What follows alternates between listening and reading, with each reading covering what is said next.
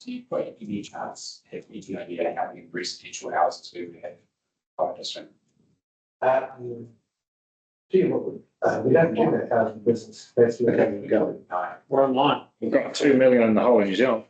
Great, tourism good. Okay, we're in public now, so welcome everyone online, live. We'll open this public workshop on private swim schools. So I'll just pass that over to Dave. Awesome, thanks, Wally. Welcome everybody, and thank you for this. We've got sort of 20 minutes, half an hour for this. And Carly Lipinski, our products manager, will be joining us soon online, just when she gets to her computer.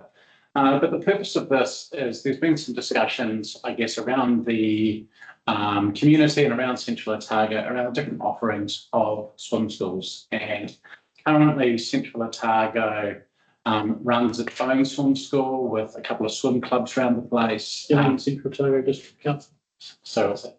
The Central Otago Central District Otago Council. District Council, yeah, runs a swim school with teaching. And there are other private entities, just one other one that we have worked with over the years. And then there are swim clubs. So I might just get you, Wayne, to pop into the first slide there. Yeah. So really today is just to have a bit of a discussion around this community board's view on whether or not you would support multiple operators for swim schools operating in CODC pools. And we have a little bit of a draft policy sort of framework that we're starting to look at and get feedback and just kind of get your sort of opinion and thoughts on it. This paper did go to council 2 meetings ago, and council gave us the direction that they would like to maybe consider something. And so this is just going through our usual routine of going to the boards first to get your input. Next slide. So just a little bit of background. This council has never really had any sort of formal policy. There are a couple of existing providers, and given this is public, we won't sort of go into the details of what those are. We do have 2 commercial requests right now, one for the Cromwell pool and one for the Alex pool. And just, I guess, some considerations is around the balance of community access versus private access. And I guess part of that discussion is really maximising the use of our facilities across CODC. And then we've just got a bit of a draft sort of policy to get your feedback on you as well. First, the next slide there, Wayne. So a little bit more background. Our enrolments for the swim school that CODC operate have grown considerably over time. And I think if there are any parents and things like that watching right now, hopefully people have noticed the improvement in the quality of our swim school. We've put quite a lot of focus into really upskilling and having really good resource in our teachers who do provide these classes. We do have, from part to full time, we do have 11 in teachers now, swimming teachers across CODC. And just our sort of main areas of our swim school in Alex and Cromwell, you can see a little bit of sort of the income, the direct income that they generate for the swim school. And above that, you can see the growth. So in 2021, for those who can't see, we had 1,500 enrolments in CODC swim school. And just in the year gone by, we had just under 3,000. I think we're tipped to go over 3,000 this year. So our swim school has doubled, and that's a little bit further ahead than what we are seeing with the rest of our frontline services that we provide. I think in that same time, our libraries have grown about 30%, our customer service inquiries have grown about 30%, and our just sort of general admissions across our swim school, our swim centres, at CODC has grown about 30% in that time period as well. So it's probably a mix of us providing a better service, providing more teachers, and people becoming more aware of the need to educate their children when it comes to swimming. Go to the next slide, Wayne. So I guess private swim schools, just to get a bit of a feel across New Zealand, there's about 60 swim schools across New Zealand educating kids. It is obviously growing and continues to grow, with water safety being a really important thing for anybody that's living close or near to water, and that's really important for us as well, being surrounded by water here in Central Otago.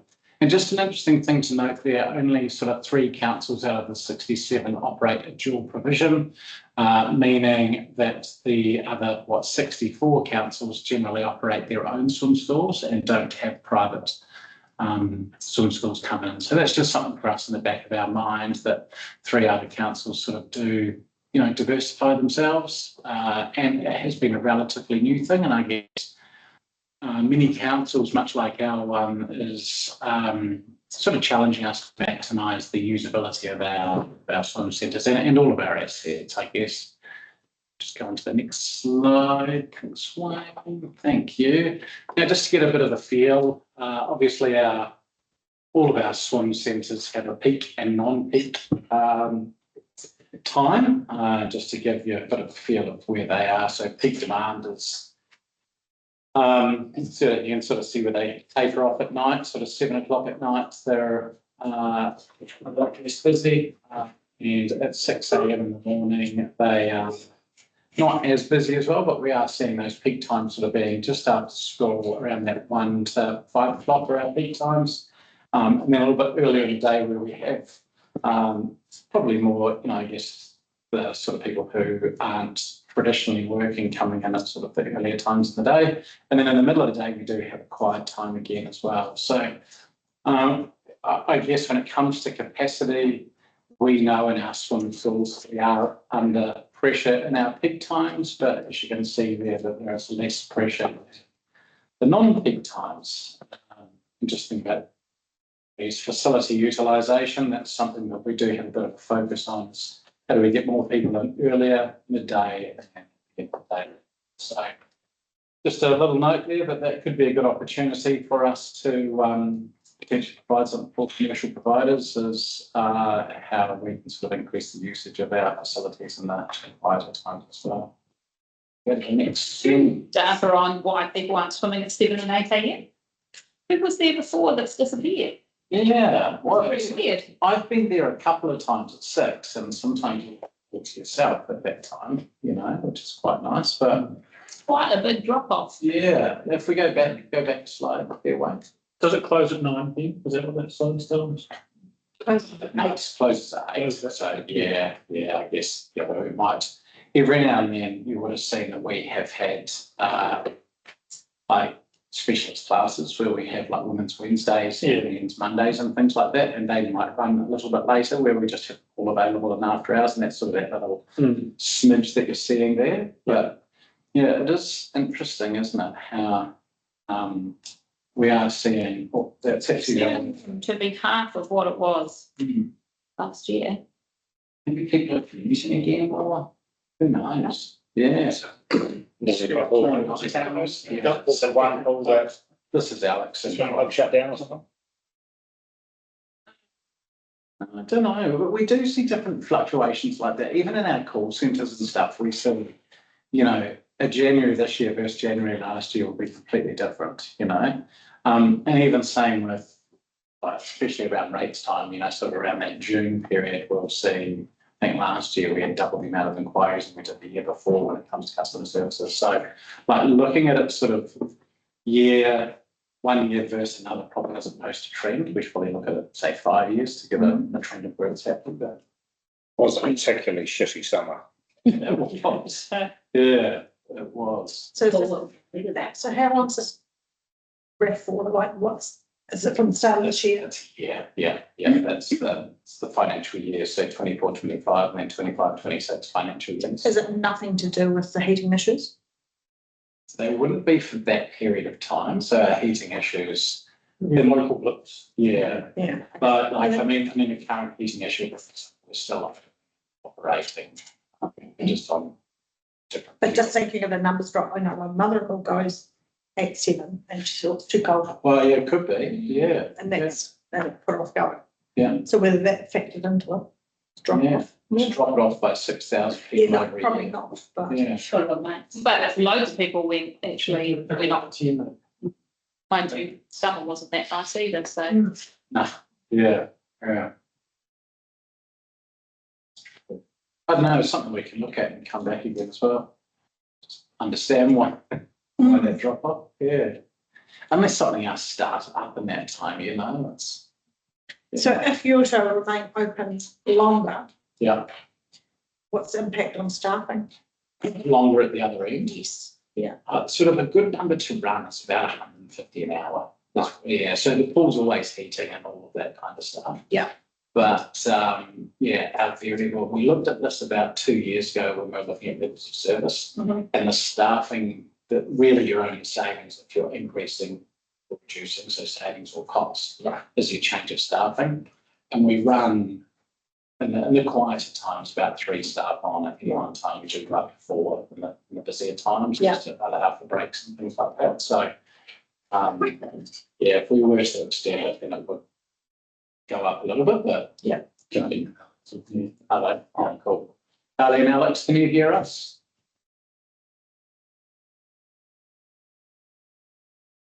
Joining us from afar. Yeah, we can hear you. Just Technical wanted to difficulty. come on. If you can hear us, just say something and I'll know you're there. Yeah, Are you we doing can. workshops with every CCB, sorry, every board and every ward? Yeah, we'll go. Just got some bits of. We can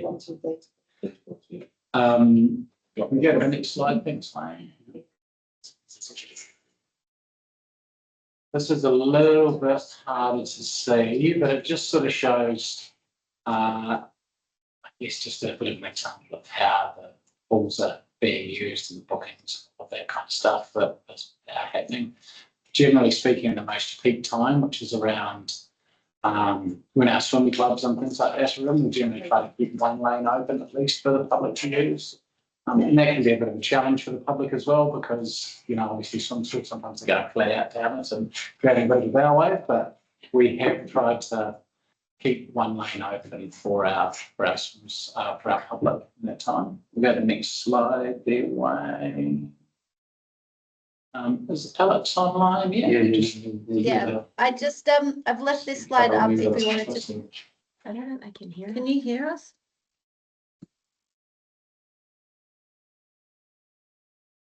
That sort of gives a bit of a feel, and I guess the outcome of this that we're sort of looking for from this direction on if you would support just opening up to private swim schools, and if you do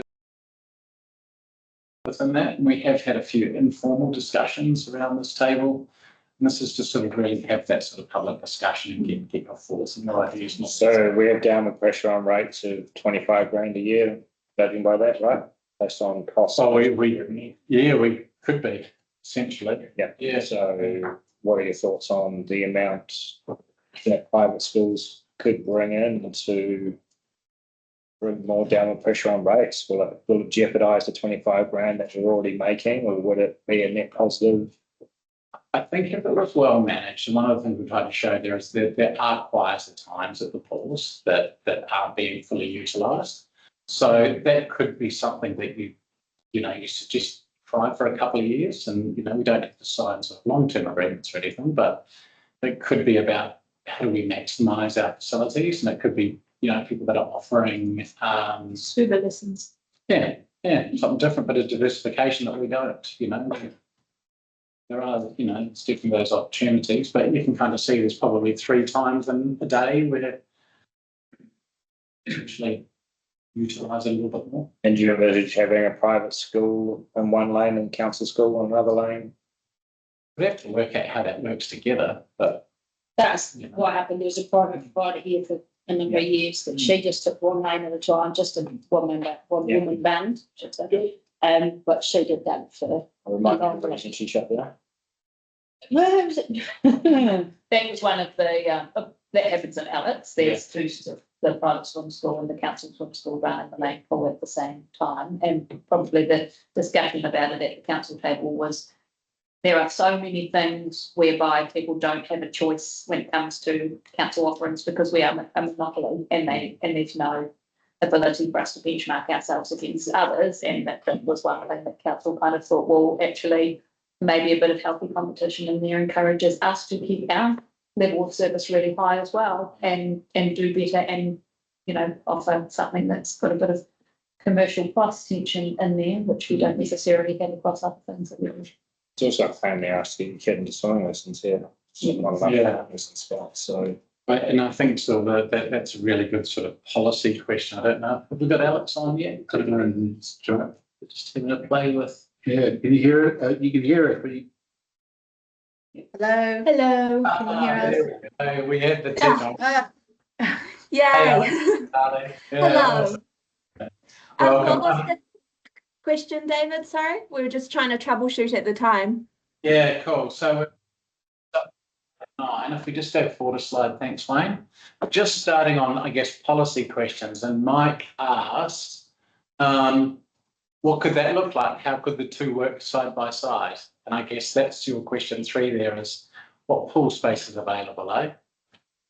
It is, yes, and there is a little bit too around competition in those clauses, and we've tried to cover them off in the policy, but there is a real balance there between keeping the rates similar to each other and letting the operators operate at their commercial level. So we tried to draw that line in the policy by essentially keeping them close together, but that's the sort of feedback we want from the board if you want a free rein on that, or if you do want us to use some policy tools there.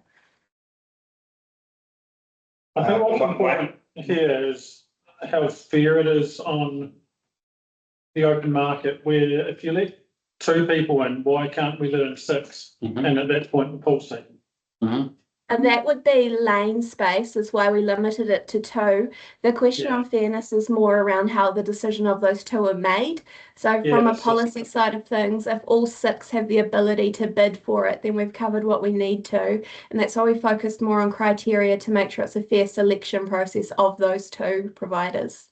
And just to clarify, you weren't, I half heard, but I might be wrong, that you were looking at, there's no controlling the prices of the private enterprises that come in here, right? They'll be able to charge whatever they like. That's correct. Yeah. Cool. We So this is weighed about up. this is about what they pay in rent to the facility. Yeah. Yeah. Yeah. Commercial winter. Yeah. What are the fees and charges? Do you know? It's Would it be enough? $30 for a commercial lane hire at the moment, $30 an hour. 30 an hour. Yeah. And are we pushing those commercial leases to a certain time of day? In the policy, we have kind of, especially for the pool space, we have looked at the best time of day for the private providers to be at the pools.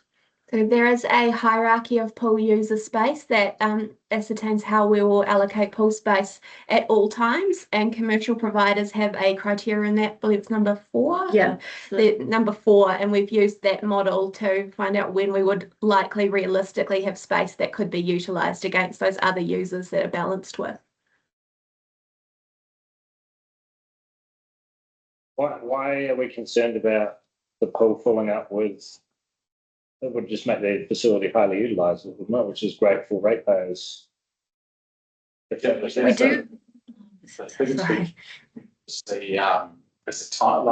the time that you want it to be utilised as well. It's probably a consideration there. Yeah. Yeah, It's moving. Like for how many lanes are there in Cromwell Pool? Is it 6? And if 4 of them were taken by swim schools, to me that would be an outrageous success for the community, would it not? Because our kids would be getting taught how to swim and would be making more money for the facility. I think it would be for them. We just have to consider the general public that use it and things as well. So like the balance of, you know, if you use the facility for 14 hours a day for swim school versus public using the lanes as well. So that's kind of the balance of what all of this is. And I guess that's weighing up with the community too, recognising that the vast majority of people who are going there to swim lanes don't go between 3 and 5 because they know that's when it is full, and they choose to go at a different time anyway. So, and as long as it's well communicated, I don't think there are many people that turn up expecting it to be quiet at 3:30. Well, like swim squad in Dunedin, for example, practice early in the morning. You know, like a lot of them practice at sort of 6 a.m. period, which our pools. Swim squad do in Alex, do they? Do they, Carly? Swim squad and Alex practice early? Sorry, I can't really hear you. What was that one? when the the swim swim- school and Alex practice. Our swim club, Swim club, yeah. Are they in the morning and hour? yeah, they're in the morning, but mostly in the afternoons. They've got 1 or 2 mornings. Almost the same. They were. Yeah, they're They seniors. do, seniors do in the morning and then they have their 5 hours. Yeah. Yeah, less swimmers in the morning though, than in the afternoons. Because there was the previous slide which showed swim club in Alex having 4 lanes in that peak time as well. So that does take up a lot of room. Is it fair to say that the council offering is for basic swim lessons, whereas the commercial ones are for sporting purposes, performance? It training? wasn't. There's a couple. So we've had one provider wanting to do just like a private swim school and coaching, and then we've had some that like coaching, which we don't offer. So I have split it into, if we keep going down on the slides, there is like just commercial swim school, so what we offer, and then coaching, which is something completely different. I think it would be pretty rich for council to stop someone providing something that we don't. Especially when it's a progression type competition. You know? I think we do offer more of the progression than we used to. Is that right, David? Yes. Yeah. Definitely. Yeah, this used to be like you just learned to swim in the council ones was the basic, learn to swim, and then you potentially went on to a private provider, whereas now council do have offerings the whole way through and a more stable, much more stable staff, which I think was part of the problem that we've had in years gone by, was that your kids would have a different swim teacher every term, whereas now we've actually managed to retain some of our teachers for a longer period of time, which is helping with that. Yeah. We're in the council program at a few levels, and Tom is year 6, he's 10, and we're pretty much at the end of, like, they're doing really well now. They've got a report card and you can tick off the things they're doing. Like, it's a 100-fold better. I hate certificates. You could stop them anytime. Yeah. But the online where you can see what you've ticked off and what your skills are, you never use it. Same thing with the different teachers. Like, I don't know if you can do a tumble fern or if you can drown at the deep end, whereas now you like, it actually tells you what they teach them, what they've mastered, and when they've mastered those things, then move up a group, and it's really good now. Yeah. But he at 10 is at the end of, he's in the last group and he's ticked off just about everything, and he doesn't want to keep swimming with kids who are still learning those things, and there's nowhere to go. So we're now at a junction where if there was a provider that was doing something that wasn't swim club, because he doesn't want to be a competition swimmer, I'd like him to swim, because I think one thing we're missing here is swimming being offered as a complementary activity for all the sports to do. Like, I make my kids swim once a week just to do some non-weight bearing exercise. Yeah. But there's nothing in that gap at all. Yeah. And they don't want to go in swim clubs there because swim club are like, come back to swim club. But if you're going to go anywhere, that is the space that you could expand hugely into. And if we can't do it, let somebody else do it. But recognise that they're the kind of things that would be maybe a 7:30 lesson, or not a lesson, but more of a hybrid, or 7 p.m. after dinner. So they're like, if we're going to look at what we're missing, can we realistically provide it with the continuity we need? And if we can't, work on actively putting people in that space to help us do the things we're not doing, rather than just saying, oh, we're going to let Wendy Martin Swim School come back and do the exact same thing as we did. She's in one lane, we're in the other. Yeah. It's a direct competition. Yes, that's healthy for us to have that competition to measure off. Yeah. Because I think that was probably the catalyst for council to get us out in here and do a better job back in the day here. Yeah. But it's not so much about worrying about that competition. Like that, like I say, it's hard to get in sometimes. The competition's good. See more people swinging over there, that's actually a really good indicator that you're slipping. Yeah. So I think it would be really healthy to have that to a degree, but also look at getting those people to things we can't, because you haven't got enough instructors here. Yeah. And you probably never will. Yeah. The way it goes. Like, it's hard, isn't it, Yeah. to get people in those Well, roles. especially with the specialist stuff. Yeah. Like where you are getting to that really Yeah. sort of elite level. I guess it's hard to provide something for all people when you have, Yeah. But if we can, like, instead of trying to spread ourselves too thin, look at what we can do and get these people in. Yeah. And then they might be able to offer, if we are 2 staff down one term, maybe you could say, look, we're really struggling to do that. Can we contract out our lesson to you? Like, there might be a win in that without trying to just protect our own patch. Like, we don't need you because we're good. Yeah. If we're good enough, we shouldn't be worried about them being there as well, and it might even be a benefit. Cool. We've Ella? just taken a look back over the periods in the policy on the pool space allocation, and it looks like we could make some tweaks to take in the feedback that we had from Mike earlier. Although I just need a bit of a clearer direction from the board if we could, because the comment there and this comment now is sort of in conflict a little bit. And if we're looking for purely the commercial use of the space to get the best profit, that's going to be really different than actively seeking services we don't offer. And just wondering if the board could let us know how to weight those against each other when we're assessing the applications, and we can build that in. I mean, my personal opinion is you wouldn't need to worry about that because that would naturally happen. That's what entrepreneurs would seek out to solve. That's where there are gaps in the market. You wouldn't want to just directly compete with council, which is already well established. So my thoughts are you just let them go for gold, right? And if they do a duplicate service and do a better job of it, it does bring us up to speed. That sort of swimming lessons are so fundamental to any town, right? The council's always going to play that role of underwriting them. So if all of the private sector gets up and leaves, it's not like we don't have swimming lessons anymore. But yeah, I think, I don't know. Financial consideration should probably be, we're not looking at making a profit out of it. Like I think setting the rates for lane hire is important that we make it competitive. And I know when the last operator went out was because we put the prices up and she didn't feel it was particularly sustainable. Like I would like us to see us have that conversation with them and be open and say, what is reasonable? How can you run a business fairly? How can we run a business alongside you? Like I don't see anything wrong with that. All this that went up a few. It's just about like $5 or something. But not much. Yeah. So I mean, that seems interesting that they would say that was unsustainable. So the amount that we pay for swimming lessons would tend to indicate that it's not. We were paying $7.50 a lesson when this was a conversation. Yeah, okay. It's changed quite a bit. Yeah, gotcha. Okay, cool. Yeah. But I don't think financial viability of the pool shouldn't come in because the pool's a hemorrhage. If we look at how well the pool runs, we've just closed it down tomorrow, not letting anybody swim. So £30,000 profit or £5,000 profit, it's still margin on your freight cost. to run the pool. So therefore, allowing entrepreneurs to come in. I mean, one of the problems that we have is we don't have enough jobs here for people. So allowing people to start teaching. There are qualifications, obviously, to become a swim teacher, I imagine. Can we run one of them? Is there any way of running this, teaching people how to be more proactive on actually? You just need a certified agency to come down and do it. Yeah. But can we propagate things like that to be here?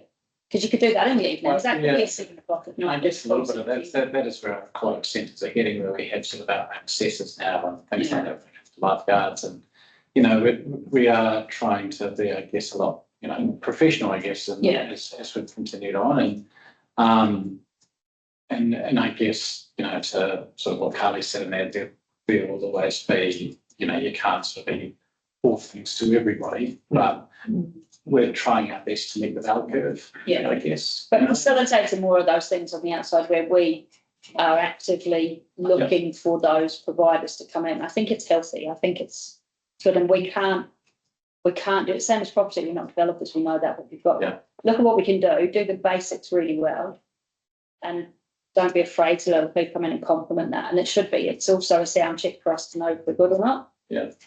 So we should probably wrap this up sooner rather than later. Just look at Carly and Alex. What's the takeaways have you got any takeaways from the workshop?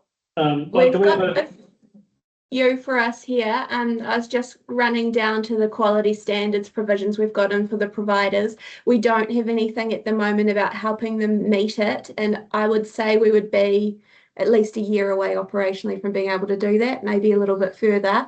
But the rest of it we can take on, and the main area we would be looking at is those quality standards, if there was anything we do to help them meet, and what that would do to our responsibilities under the Health and Safety at Work Act, because we've been really careful to keep ourselves away from that.